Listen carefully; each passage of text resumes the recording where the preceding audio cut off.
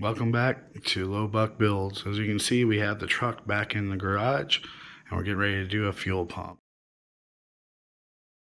So the first thing we're going to do is get some heat on in here. But so far my plan is I'm going to remove this tire because I don't have an inner fender.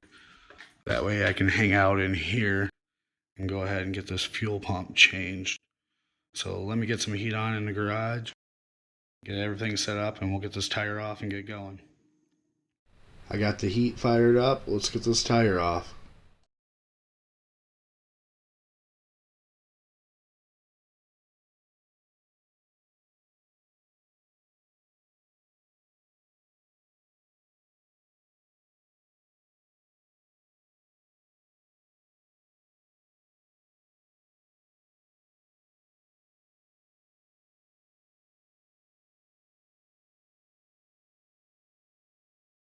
So the first thing we're going to do is get this hard line disconnected so we can get it off the fuel pump.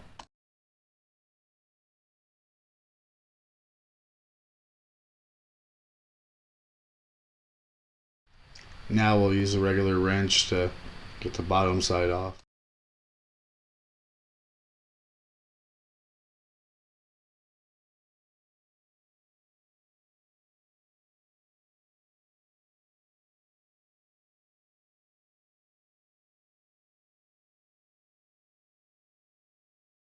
I just use cutter pliers to cut off the old hoses. This pump's going away anyway, so there's no reason to fight trying to get them off.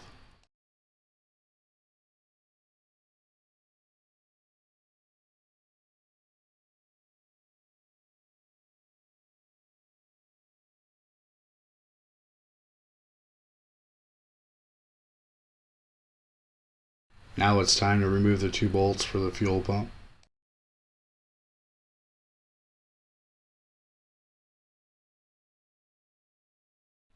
I was able to break them both loose using the small extension. It was the smallest extension I had, but because the frame rail was in the way, at a certain extent you couldn't loosen the bolts anymore. So yeah, it became fun. So I ended up using a ratcheting wrench to finish getting the right side bolt off, but the left hand side became very frustrating because it was really hard to get to.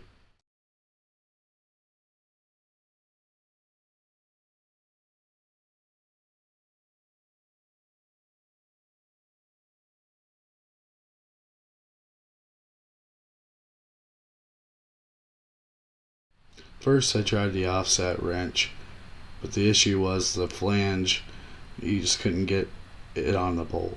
It was a pain.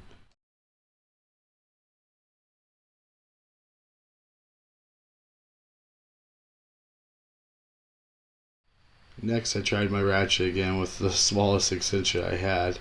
If you took the extension off, you still couldn't get to it because of that flange. And I was able to get it loosened up a little bit more, but I still couldn't get it quite off. Later in a video I do figure out the perfect tool to get this bolt on and off with a lot less issues.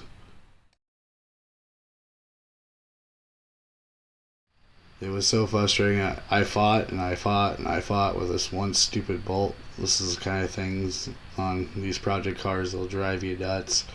But I finally got it loose enough where I could get it off with my fingers.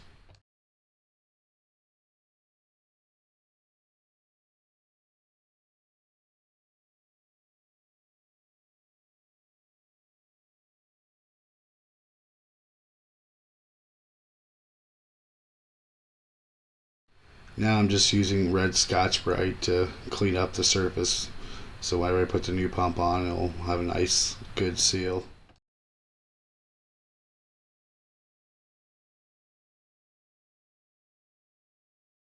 Now it's time to prep the new fuel pump for installation.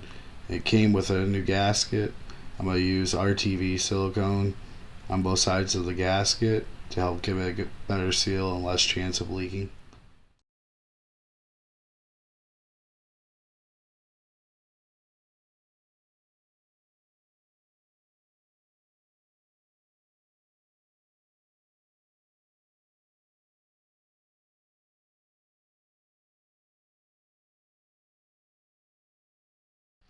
So here I'm using a flathead screwdriver to raise up the piston that drives the fuel pump, and I got a small piece of scrap metal that I'm using to hold it up so I can insert the pump and get the arm of the pump up underneath the piston. A lot of people use sawzall blades. I only have one long enough and I don't really want to bend it up for this, so I had this piece of metal that was a similar size and it does the job pretty good. But yeah, you want to make sure that whenever you install the pump, the arm goes up underneath that piston, and then you can slide out whatever you use to hold it up. If the arm accidentally slides out past the piston will go behind it and the fuel pump will never work. And I believe it will destroy the pump as well. So you want to take your time and make sure you get this right. Now we're going to reinstall the 2 bolts that hold the pump in place. You want to make sure that these are secured and they're tight because you don't want fuel leaking out. And it's a good idea to go back and recheck these after the silicone is dried and make sure that it's still tight. So tightening up the right hand side is no big deal, but the left hand side is just a pain in the butt. So what I ended up figuring out is that you can use a swivel socket to sneak back there and get it tightened up enough so that you can get your regular socket to finish the job. Again, make sure you get these good and tight because you do not want this to leak.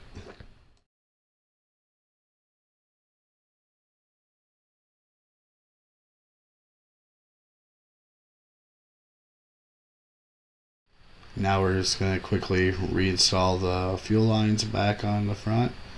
Get these rubber hoses clamped up. Then you're going to want to get your hard lines put back in. You're going to want to make sure everything's good and tight and don't leak.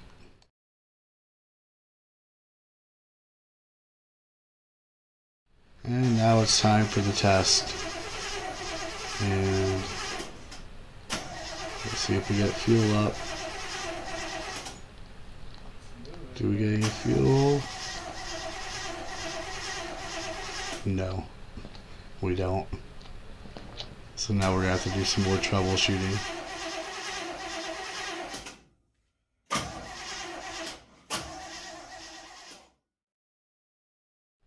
So I decided to troubleshoot the pump itself.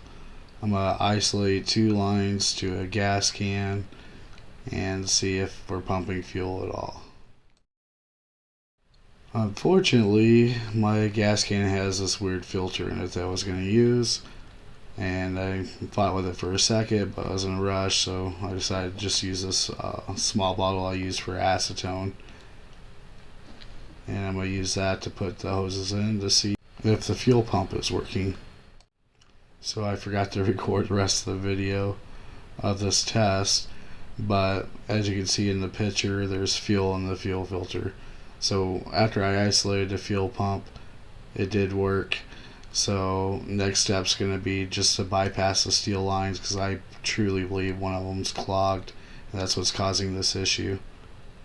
Unfortunately, I didn't have time to do that, and I have to clean out my garage for upcoming woodworking projects, so I'm going to have to make a part 2 in which I'll do that. I'll bypass the steel lines, and if that works, then eventually I'll replace the steel lines underneath.